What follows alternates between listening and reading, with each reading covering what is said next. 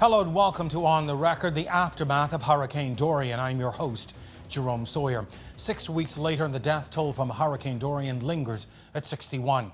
With 876 people still missing between the two affected islands, social services estimate some 4,600 registered evacuees. These numbers alone show the magnitude of the devastation. The damage to utilities, businesses and general disruption to life will cost somewhere in the area of $7 billion, and that price tag continues to grow. So how do we properly wrap our minds around the magnitude of this tragedy? On this edition of On the Record, we sit down with one of the individuals helping to lead this massive recovery effort. Stay tuned, our discussion begins on the other side of this break.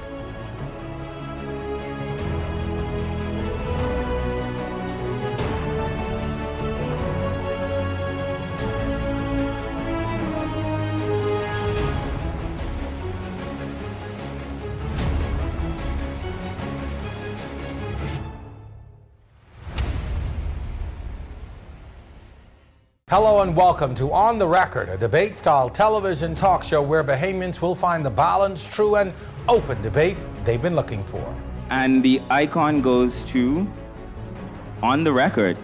On the Record was born out of a desire to do something different.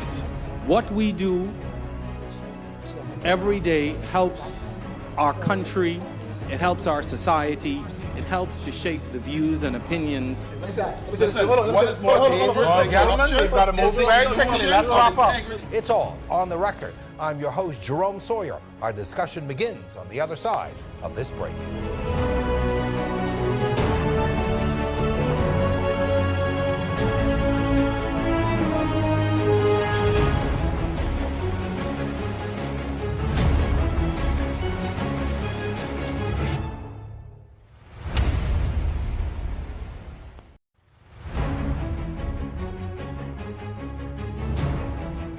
And welcome back. Dorian plummeted the Bahamas on September 1st and 2nd as a Category 5 hurricane, devastating Abaco and Grand Bahama. These islands are in the midst of an ongoing struggle to right themselves some 6 weeks after the Category 5 hurricane brutalized those northern islands. Prime Minister Hewitt Minnis called the storm an unprecedented destructive force of wind, rain and sea surge. It tore into those islands with 185-mile-per-hour sustained winds, gusting up to 200 miles per hour and beyond.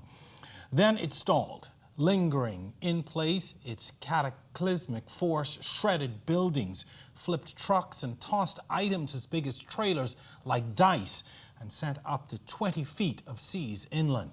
The agency now charged with handling this recovery effort is NEMA. It's the National Emergency Management Agency. I'm happy to have joined me in our show and in this particular segment tonight, the co-chair of the Disaster Relief and Reconstruction Committee, John Michael Clarke. Welcome to On the Record. Thank you.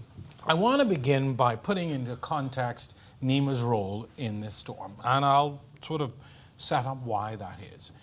Immediately after the storm, there was so much going on. People saw aid coming in, they saw things happening, and then there was sort of this pervasive question, where is NEMA? So I think let's start from the beginning so we can understand what is the role of what is NEMA's role in any disaster, whether it be a hurricane, heaven forbid an earthquake, anything that is labeled a national disaster. What is NEMA's role in that? Okay, so NEMA is the National Emergency Management Agency. So NEMA's role in a natural disaster really is a management and coordinating role.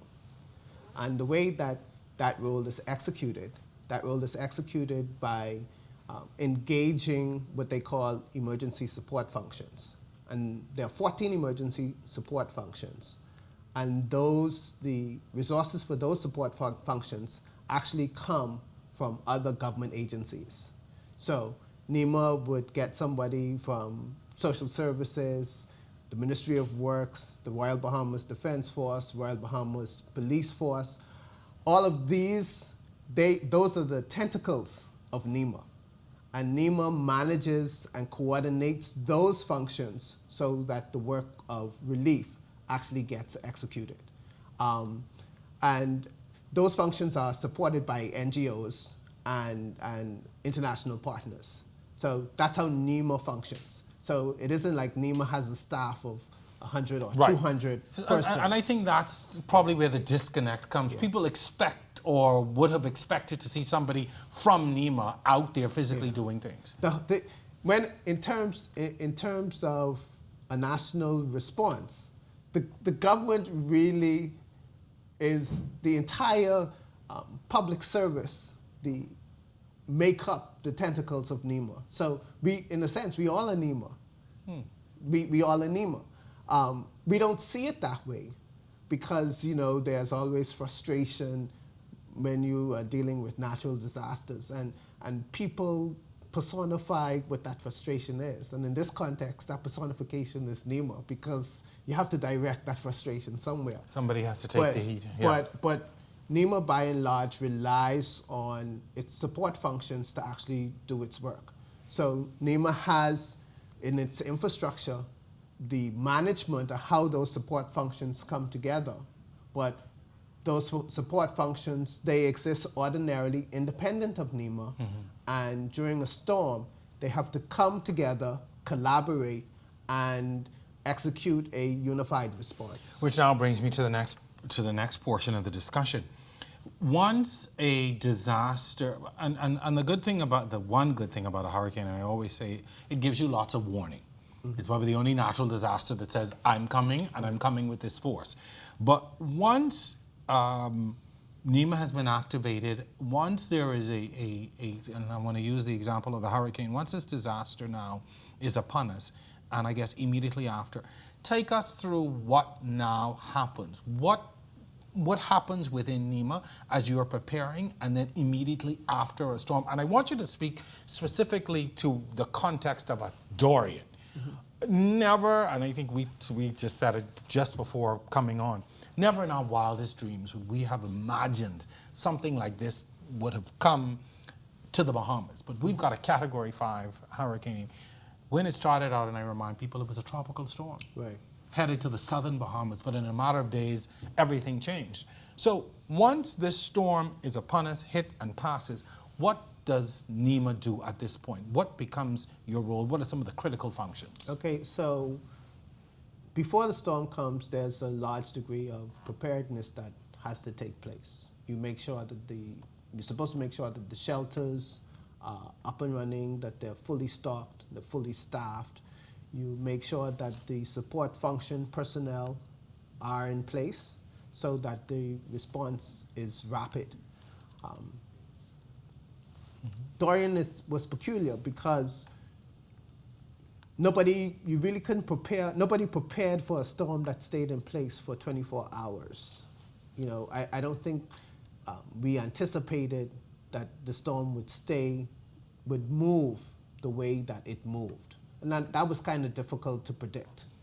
And when you say we, I put it in context, even the forecasters. Even the forecasters. Were left baffled. Yeah, even the forecasters were left baffled. And that was kind of hard to predict. So in the ordinary course of things, you prepare a shelter for maybe 48 hours. In this instance, shelters were enacted for 72 hours. The storm stayed in place for literally 24 hours. So if you count the day before and the day after, that's 3 days. So you should have enough food and provisions for the shelters, and your staff has to be in place. Once the storm hit, the first thing is search and rescue. So the agencies like the Royal Bahamas Defense Force, Royal Bahamas Police Force, those are very, very active agencies during the storm itself because you have a lot of search and rescue, some search and recovery, but you're more responding directly to people that need immediate help. When the storm passes, then it's relief, humanitarian relief. You assess the damage and you do rapid assessments of the damage. What happened? You find out what happened, and based on what you discover very rapidly, what happened, what do people need as a result of what happened? Do they need food? Can they go back to their homes? What is totally destroyed? Are the government functions still up? Are the utilities still in place? What is the impact of the level of destruction? And you do that rapid assessment within the first 72 hours after the all clear. And that gives you some sense of the nature of the response. In this particular instance, our rapid assessment was that Marsh Harbor was totally destroyed. You had some level of demise, death in there. You're going to have to evacuate the people. That's probably the best course of action. You got the all clear on Tuesday. By Thursday evening, the order for evacuation. So within 72 hours, and I think we don't realize how rapidly things happen. But let me ask you, I'm going to back up just, I'm glad you brought that up. So Tuesday, the all clear is given.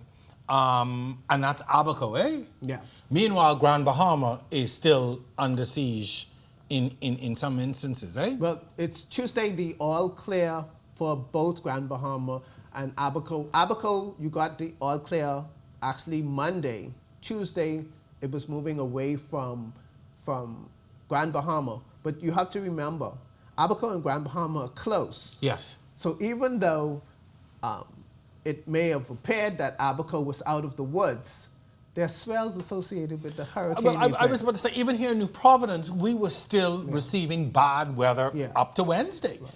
You know, to be honest. But I guess what I'm getting at is, from Tuesday to Thursday, it took from Tuesday to Thursday to get to the evacuation order. That was an area of contention for a lot of people. People saying, why weren't people evacuated faster? Well, this goes back to my rapid assessment point.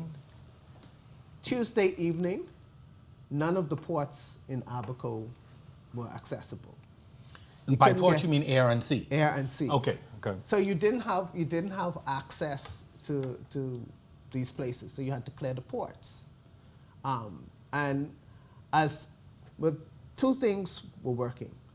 You didn't have access, and you had very, very poor, little to no communication.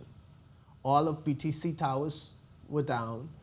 Cable Bahamas at one point, Rev at one point, Alive, sorry, at one point had one tower. In Marsh Harbor. So communications was difficult because of the cloud cover. The satellite phones weren't giving you good reception. So it was really hard to talk. Literally we went almost 24 hours without solid communication. Wow. And that was just because of the nature of the storm event. When we were finally able to communicate and get some idea of what was happening on the ground, then we were able to make faster decisions more efficiently and quickly. And why was it not safe to go? Because again, people were saying, well, why not go in and start evacuating people? But you made the point that the ports were inaccessible. And what needed to be done to open those ports and to make it safe? Because, and I have to remind people that you have to not only consider the people who've been affected, but the rescuers as well, and their safety. Well, the thing is, when you do an assessment of the port, boats have a certain draft, and the water has to be so deep for boats to get into the port. So you had a lot of boats, a lot of debris in the Marsh Harbor seaport area. You had some debris in the airport area, and somebody has to fly over or sail through or dive through to make sure that a boat can get in, a plane can land. All of these things have to happen before you begin to send in rescue and relief efforts, you know? It's no sense, you sending a helicopter full of people or a plane full of supplies and they can't land. Some assessment always has to take place before relief. Do you think people misunderstand that? I understand when you are in a situation of need and desperation, when you have been traumatized, you need response. I can't say that to expect something different is irrational, because when you face trauma, what is rational in trauma? You're in crisis, so all you want to do now is to get help. When you're in crisis, you want relief. When you know your family members are in crisis, you want them relieved.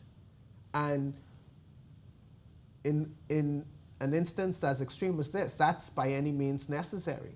So I understand the frustration, and to me, it's reasonable that that frustration would exist.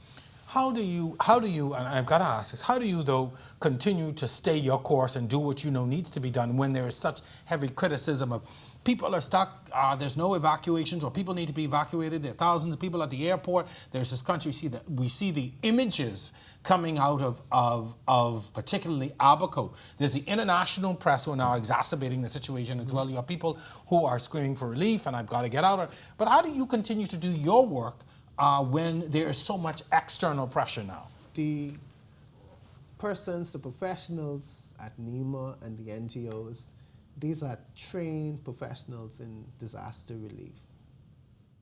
They're trained professionals. And their training is such that, they can't allow themselves to get excited. They can't allow themselves to be distracted by the cost that relief and recovery has to take place. Your response is assessment, relief. You assess the areas where the greatest need exists, and somehow you have to come up with a priority against a whole myriad of things that are urgent. You got to find that most urgent thing. So the most urgent thing really is, at first, was to get access, because you got to get relief in. Yeah, somebody may have needed rescuing from a house or something in the moment, but look, you got to get relief in for thousands of people. Mm-hmm. So you have to focus there. You What's understand? What can you do to affect the greatest amount of people in that moment? Yeah, and in a situation where there is need everywhere, you have to find the highest and most effective priority, and that is difficult. Something that a unique feature of this particular disaster and storm was the fact that you had two major islands that were hit days of each other, and the need was so great on both islands. Traditionally, you'll have one area, experience tells us traditionally you have one island, one area, or that's the worst, and then there are others that that fall nearby. And in the past, we sort of been able to focus on one and then also assist. But you've got two major islands, the second and third largest population centers, second and third largest economies. There is so much at stake. How did you then begin to sort of map out? You talked about priorities, but here it is, Abaco is presenting one scenario, Grand Bahama presenting another. So I think what is lost in the discussion about response, and this goes back to the makeup of NEMA. In order for NEMA to be very, very effective, it relies on the efficiency of the government agencies. Mm-hmm. In both of those islands, the persons aligned with the government agencies, who are part of those government agencies, they were impacted. They were traumatized as well. We had workers and public servants. To this day, they've lost houses. They lost everything.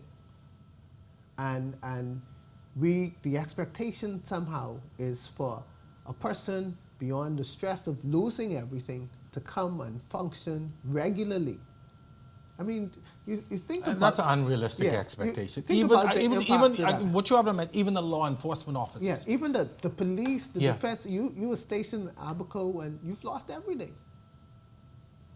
And somebody from Nassau is calling you and say, well, we need you to function in the EOC. And some of them perform admirably. Mm-hmm. But consider that. At some point, there is a breaking point at some point. Consider that. And that more than anything was a challenge for us. Was a challenge for us because here it is, public servants that we rely on, and even some of them that were trained, that are trained to deal with emergencies, they were impacted as well. Well, we're going to take a quick break here. When we come back, I want us to begin focusing on the international aid and response that came in almost immediately. I would say even before, but I want to talk about all of that. So we're going to take a quick break. Stay with us. On the Record continues right after this.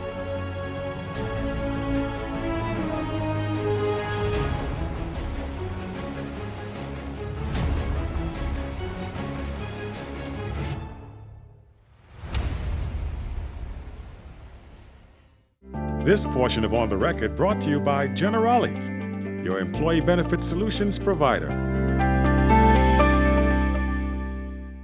Hello and welcome to On the Record, a debate-style television talk show where Bahamians will find the balanced, true, and open debate they've been looking for. And the icon goes to On the Record. On the Record was born out of a desire to do something different. What we do every day helps our country, it helps our society, it helps to shape the views and opinions. Listen, what is more dangerous than corruption? We've got to move very quickly. Let's wrap up. It's all On the Record. I'm your host, Jerome Sawyer. Our discussion begins on the other side of this break.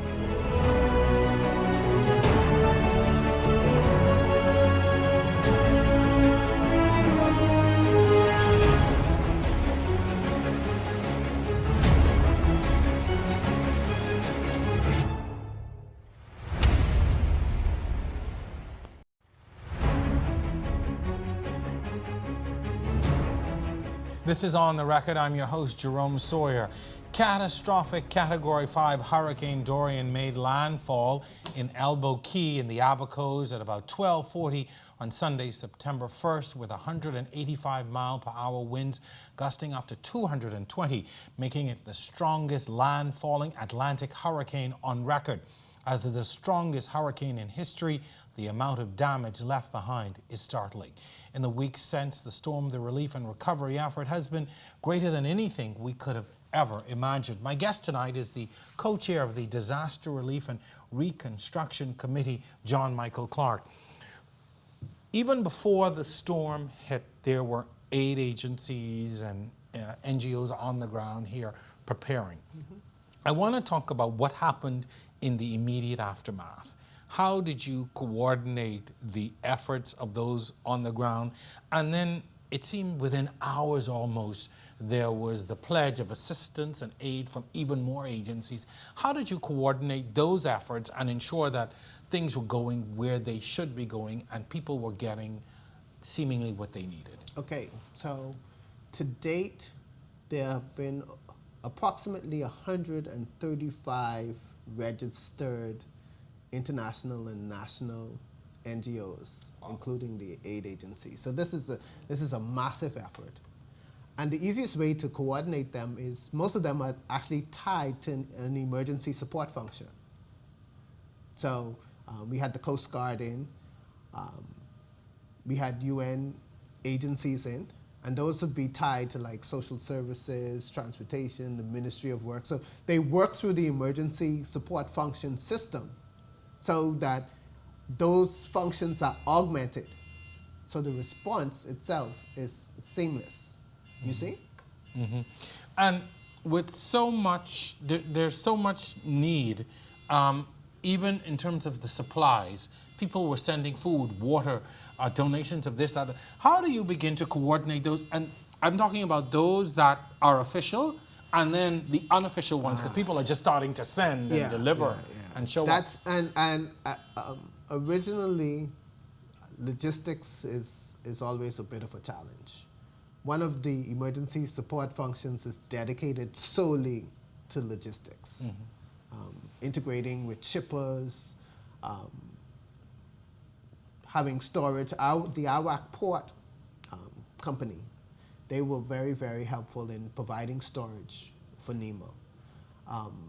But there's still a lot of coordination that takes place. Who's sending what?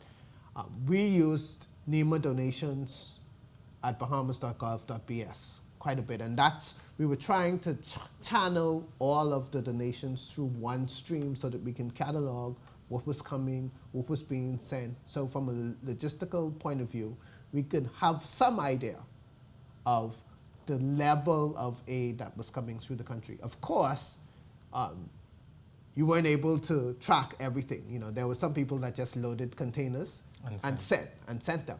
So there were some things that got through the cracks.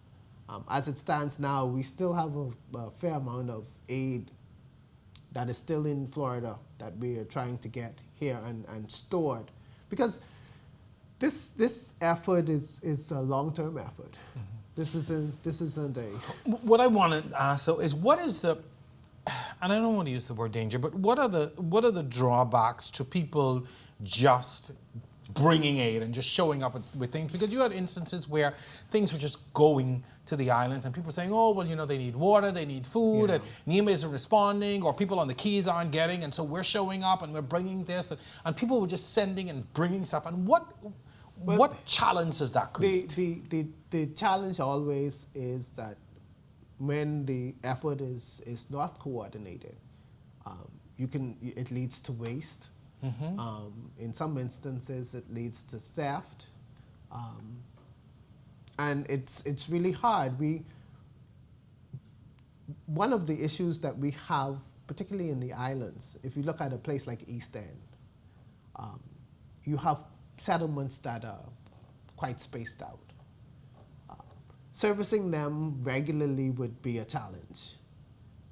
Servicing them in a disaster of this magnitude is made more challenging because of the access issues, getting to them.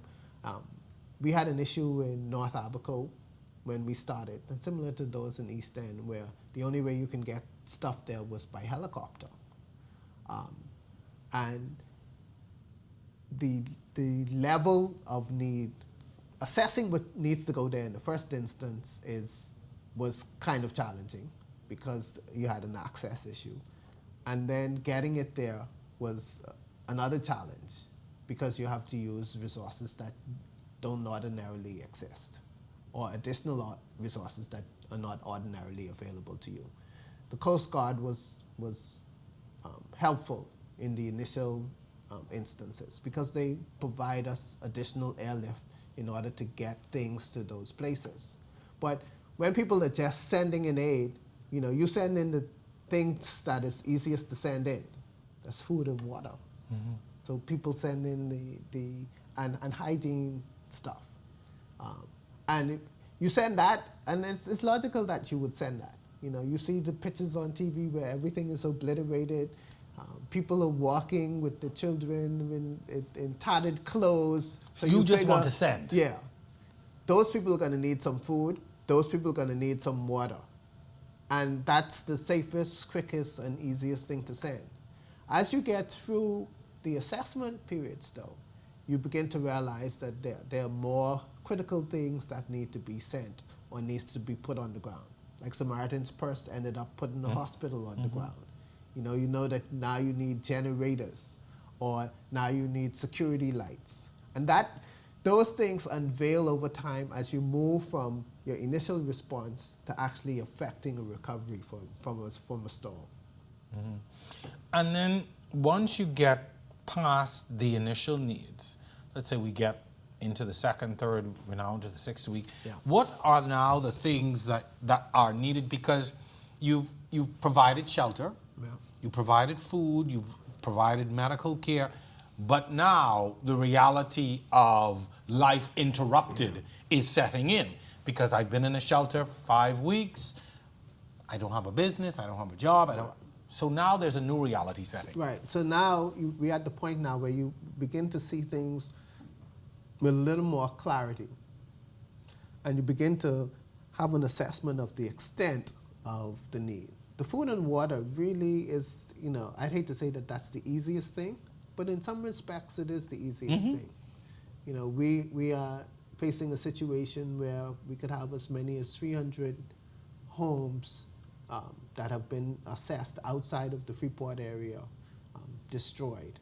You have settlements in Grand Bahama where every structure's been destroyed. You have catastrophic damage in Abaco, subdivisions where every structure has been destroyed. And it's beginning to sink in. You have a hospital in Grand Bahama that has been terribly damaged. At one point, one of the agencies recommended that we not even use the hospital. So we are facing a reality now that, we may need to put a new facility in Grand Bahama for a new hospital facility. That's a real reality. You're facing a situation where the infrastructure in Marsh Harbor, the power infrastructure, is totally destroyed. And we've made provisions for power in the north and the south. The keys have to be cleaned and serviced and brought back up to where, and some private developers may work in some areas of the Abaco Keys, but not in all areas. We still have a lot of Bahamians who were resident on those keys. So the reality begins to set in. Not all the schools can open. You have schools, some schools in Grand Bahama that are still not open. A vast majority of them are. I think there are like 3 schools that aren't open. And you have the same in Abaco. The schools were terribly damaged. And if the schools are damaged, what do you do with the children? So, and the ripple impact of all of these more detailed assessments become to come to light. And now what you're doing is, in essence, you're planning a new life for persons. Because a lot of people in the heavily impacted areas have to adjust to a new reality. When am I going to get my house back? What do I do in the interim? You see? And how do you address those things? I know what the new reality is, but how do you address them? Because, hey, I have no job, I have no home. I'm in a shelter in New Providence. Well, within the limits that you are given to operate, you do the best that you can for persons. And when I say within the limits, I mean, so in terms of humanitarian aid and assistance, the food and water is easy because you can get that from the Department of Social Services, gives you a voucher. You can go to the Red Cross, you can go to Head Knowles, you can go to any number of the NGOs. In terms of your shelter, the government provides certain assistance at various levels to shelter you. You can be in a public shelter, like at the Kendall G. L. Isaacs gym, or the government is making provisions to have a housing relief center in Abaco. That is an option. Apart from that, there are some persons that have their in shelters provided by private NGOs.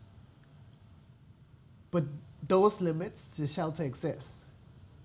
The government won't build you a new house. You see, and people have to begin to reason. Okay, well, with the new hand that I'm dealt, how do I move forward? But the government can only give you so much.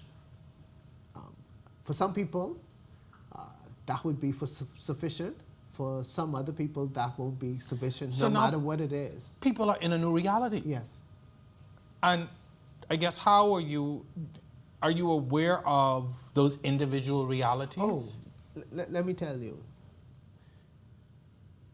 Personally, what I think about every day is the government has levels of assistance ranging from $2,000 to $10,000 based on how the damage of your house has been classified. So if minor damage, moderate damage, severe, and catastrophic damage. If it's minor damage, they provide $2,500 assistance. If it's moderate, $5,000. If it's severe, you get $7,500, and if it's totally, you get $10,000. As a person in construction, $10,000 doesn't do much for somebody whose house has been severely damaged. We have to face the reality that there is going to be a shortfall in what people need to build back their homes. About 3 or 4 days ago at my office on Village Road, somebody on Shirley Street, somebody came to see me, and they are still repairing their house from Hurricane Joaquin. Wow.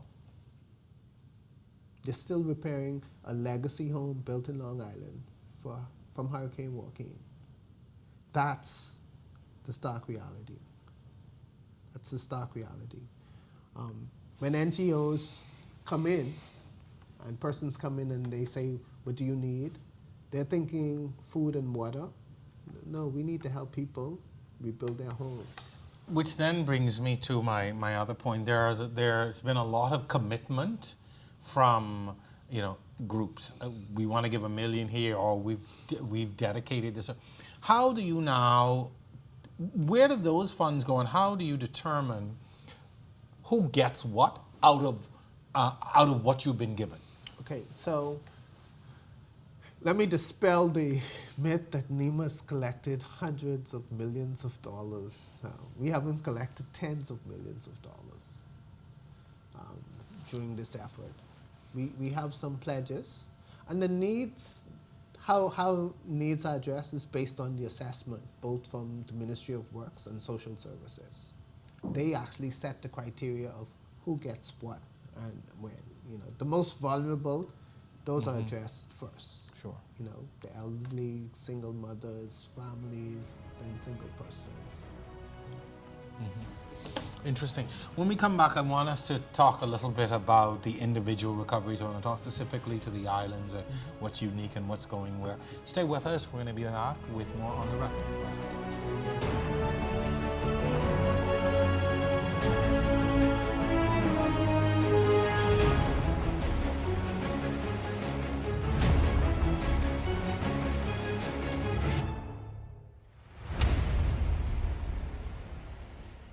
Hello and welcome to On the Record, a debate-style television talk show where Bahamians will find the balanced, true, and open debate they've been looking for.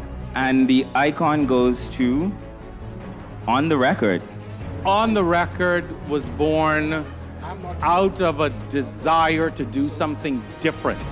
What we do every day helps our country, it helps our society, it helps to shape the views and opinions. Listen, what is more dangerous than corruption? We've got to move very quickly. Let's wrap up. Integrity. It's all On the Record. I'm your host, Jerome Sawyer. Our discussion begins on the other side of this break.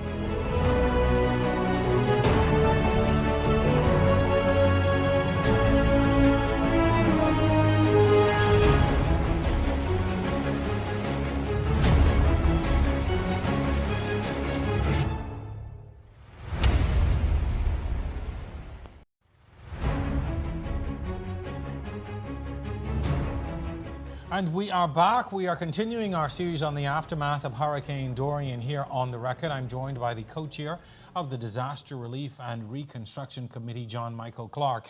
I want us to focus on some specifics now. Let's talk about Abaco. Where are we with progress on Abaco? Also, areas of ongoing concern, and then what do you see as some of the long-term challenges? Speaking to Abaco now. Okay, so Abaco, our primary focus right now is to get government back up and running. As we speak, we have dispatched, we're putting 100 recreational vehicles on the ground, and those are to house public servants. So we want to get government functions up and running. And why is it important to get government functioning? All right, so because government needs a presence. You need Ministry of Education there, you need social services on the ground, you need those support functions to regulate the way that communities are happening. And don't forget, you still have North and South Abaco on that island that are still functioning communities, so you need government presence to even attend to the needs of those in the North and those in the South. That is our primary focus right now. What are the areas of ongoing, some critical concerns on the ground in Abaco? We are cleanup is taking place, and we expect the cleanup effort in Abaco to be anywhere from 120 to 150 days. So, and that's ongoing and that's very active, and from what I understand, that's going well. We have a utility challenge. So the North Abaco is fine. They're putting in a temporary generator in North Abaco, and they expect that to be up in about 3 weeks. In South Abaco, BPL, they actually do have power in South Abaco. Marsh Harbor area is going to be a challenge, and that may be anywhere from 3 to 6 months, depending. And they, but teams are coming in from away. Teams are coming in from away. Poles are on the dock, so they're ready. Yeah, they're ready to move. And then long term, what do you see as the challenges? Long term. One thing we have not addressed is the immigrant and the migrant situation population in Abaco. Well, policy is going to dictate policy and people going to dictate who the residents of the new Abaco are. Policy insofar as what happens to those that are in this country illegally and undocumented, and people from the standpoint, this is our recovery. And when I say our, I mean it's the citizens' recovery. So persons resident in Abaco, the Chamber of Commerce, the key stakeholders, the business persons, the residents there, they will have to decide what the new Marsh Harbor, what the new capital of Abaco looks like, how it functions. What we, as NEMA and the new ministry would do is we would help to facilitate them realizing that new vision. But, this is a community, this is a country's recovery. And we have to decide when we build back better what that looks like, you see? And it's not a situation where NEMA will dictate. No.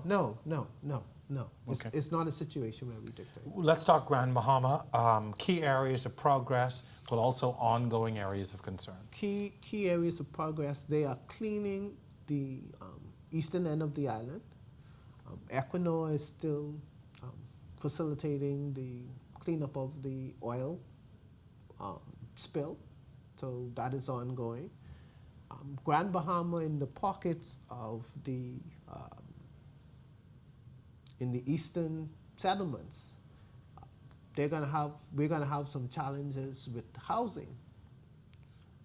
The extent to which we're able to satisfy the constituents, the persons in those areas, with regard to what we are able to provide for temporary and permanent housing, that is going to be an ongoing discussion, and I feel as though some people may not be happy with the outcome of what that is likely to be. Why? Because I believe there may be an expectation that the government should replace my home. And that's going to be difficult. That's going to be a difficult precedent for the government to maintain. So we're going to have to investigate what the happy medium is. And we're talking about people, and this is on both islands that we haven't addressed, people whose homes have been destroyed who may not have had insurance. Yes. People whose homes have been destroyed who may not have had insurance. And, the callous thing to do would say, well, that's what insurance is for, and it's not the government's fault that you don't have insurance, but that's not realistic, and that's grossly insensitive, and I don't think that any policy maker is that callous. But the reality is that government, even though governments are empathetic, successive administrations can only take it so far. Sure. The difference between the two islands, you would have a Marsh Harbor, which is the capital, that's been destroyed. Grand Bahama is different in that Freeport is functioning, it's up and running. And so I want to talk about the differences in the recovery between the two, and how has that been so different? Well, Marsh Harbor is only more difficult insofar as the area of the greatest destruction is concentrated to the Pigeon P and the mud.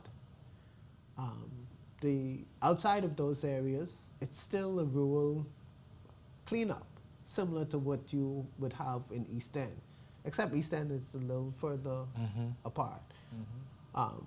Marsh Harbor has more commerce than you have in the eastern Grand Bahama. So in that instance, it is a bit more challenging because now you essentially are starting from point zero. You got to get businesses up. You got to get, there was no place for fuel. You got to get the food store back up and running. You got to get the banks back in. So it presents a little bit more difficulty. And for the recovery, perhaps a little bit more patience.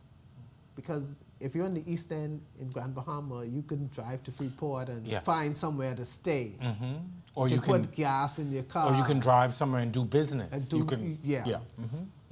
It may be a little bit more inconvenient than it was 2 or 3 weeks ago, but at least you can go to a bank. Sure. In Abaco, there is no bank. Right. You see, so. What we haven't discussed are the keys. And in both instances, for instance, the far east in Grand Bahama, you've got like a Sweetings key. But, and the Abacos, there are so many keys. There are elbow keys, there are Hope Towns, there are all these other keys that have been affected and devastated. Smaller pockets, we talked about at the top of the show, prioritizing and going after the needs or addressing the needs where there's the largest population or doing those things that will affect the majority. But you cannot do that to the detriment of the keys and those smaller pockets. I mean, they may have smaller populations, but they're still Bahamians, they're still significant, they still need help. And therein lies the challenge. With limited resources, we try to attend to as many of those pockets as possible. To the credit of persons on the keys, in some instances they've shown great initiative by starting to clean up, by trying to put things in place for the rebuild. But it is, I will tell you that still is one of the challenges that we face and that we try to find solutions for every day. I don't know if we're gonna ever resolve it to the satisfaction of persons that live there, but I can tell you that it's one of the things that we are very, very cognizant of. We are going to take our final break in the show. When we come back, 2 key things I want to address as we wrap up, so stay with us. We are back with more on the record right after this.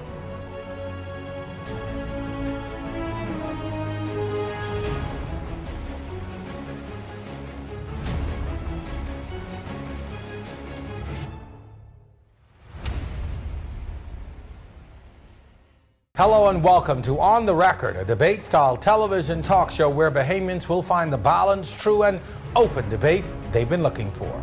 And the icon goes to On the Record. On the Record was born out of a desire to do something different. What we do every day helps our country, it helps our society, it helps to shape the views and opinions. Listen, what is more dangerous than corruption? We've got to move very quickly. Let's wrap up. It's all On the Record. I'm your host, Jerome Sawyer. Our discussion begins on the other side of this break.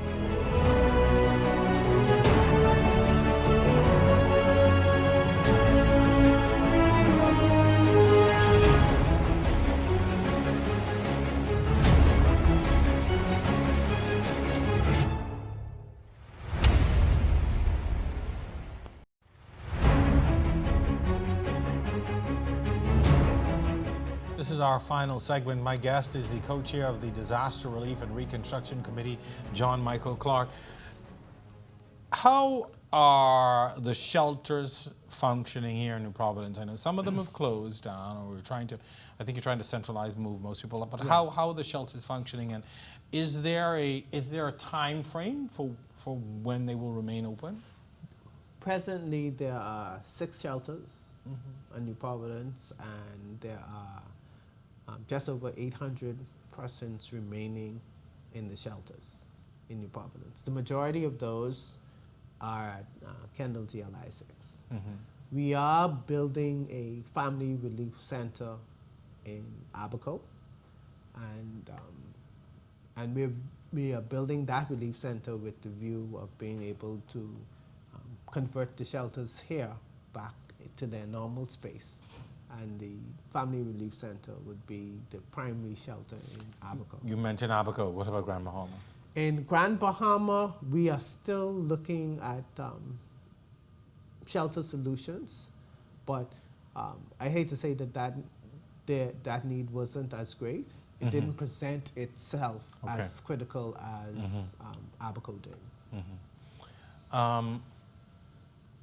In some instances, people are not going to be able to rebuild. Whether they just cannot afford it, the relief will not be there. Has any consideration been given to those individuals who are being told either we just can't afford it, or it's not wise, or that's a reality? That's a reality, and it's going to be a challenge, because even with the Family Relief Center, that has a particular lifespan. That's not an indefinite. That's not an indefinite. Nor is it a replacement for a house that existed previous to the storm.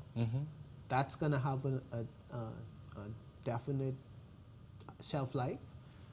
When that shelf life is expired, and it isn't going to be quick. It could be a matter of 18 months to 24 months. Persons have to actually begin to gear themselves up to make whatever provisions are necessary to shelter themselves. Whatever assistance the government can lend, I can assure you that the government will lend. Because that's the nature of who we are as Bahamians. Sure. We don't go hungry, and we don't sleep outside. But I guess, are those conversations happening with people to say, listen, we are in a new reality, you need to begin to think about an alternative. You may not be able to reconstruct this house here, you may not be able to come back to this area? At this particular juncture, people are still really recovering from the trauma.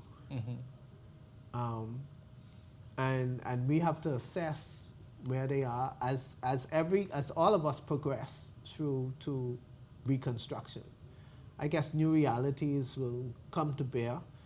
What did we do from Hurricane David when people lost houses? What did we do in Joaquin? What did we do in Michelle? What did we do in Matthew? Those persons that lost homes, they weren't sheltered indefinitely. This would be no different. Do you see an evolution of NEMA out of all of this? A year, two from now, when we look back at this, do you think NEMA is going to be a better organization? Yeah, most definitely. Why? Most definitely. I think there are a lot of lessons that we're going to take from this storm.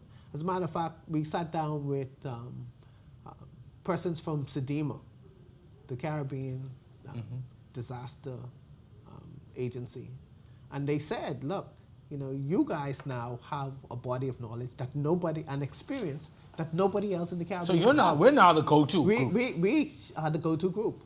We're the go-to group. So it would be a shame for us not to make sure that what we have is properly documented. We need to make sure that the record of how we responded to the storm is properly documented. The lessons learned, what would we do differently, what we need to put in place, so that we can prepare ourselves in the future, but also help others in the future. One of the things I found interesting throughout, in the immediate aftermath of the storm, and talking with several international agencies, and I asked them all the same question. First of all, did NEMA and the government go about this the right way? Was there anything differently that we should have and could have done? That was one. And secondly, was there anything unique in the response in terms of, we're not getting aid, we haven't seen this, we haven't seen that?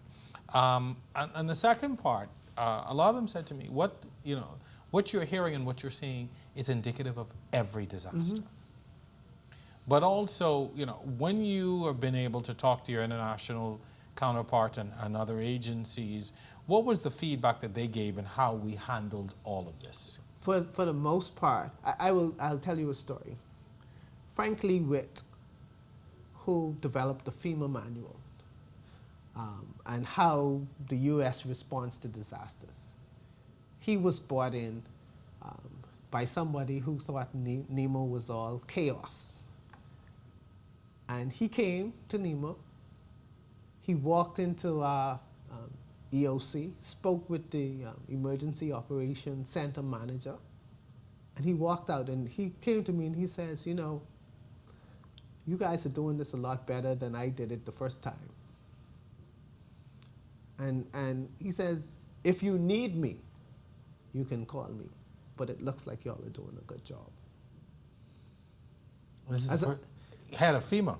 He was once the head of FEMA. He wrote the manual that we use at NEMA. You got to understand, and it goes back to frustration at a point. You know, we understand that people are frustrated. It's hard to respond to all of the needs at the same time. You expect that in a disaster. That's why it's a disaster, you know? And when that need is accentuated because it's individualized, it seems like the disaster is magnified. We have a lot of competent resources in this country. We're not perfect. There are going to be mistakes. There are some things we do not know. But then again, there are some things that we do know. And we need to give ourselves more credit for the things that we do know and the things that we can do, rather than accentuate the things that we cannot do and the things that we do not know. John Michael Clarke, I want to thank you for spending this time with us this evening. I have to tell you that I learned a lot and helped me to put a lot of what's happening into context. I think the magnitude of this disaster has overwhelmed us in so many ways that a lot of times we just see the destruction, the anguish, we see the frustration without understanding or appreciating what's happening in the background. So that's why discussions like this are so important, and we appreciate it. And I want to take an opportunity to thank you and the countless others who are continuing to work. For so many of us, we've gone back to life as normal. Yeah. But you guys live this every day, 7 days a week, and you're continuing to do a great job. And I just want to take an opportunity to thank you for the work, because I know, like I said, they can never pay you all for this. And you know, I just like to say, you know, to Captain Russell, P.S. Campbell, Gail Monker, Eleanor Davis, Lieutenant Commander Sonia Miller. I mean, those people and so many others. They are countless in the trenches, numerous hours, too many. And you know, you're right. And thank you so much. And I think that's what's lost sometimes in all of this, that the people really give their everything. And keep up the good work and whatever we can do to assist. But thank you. I thank you, and I'm sure the people of the Bahamas thank you. And I'm sure that history will be kind to you when this is all over. I honestly do believe that. Thank you once again.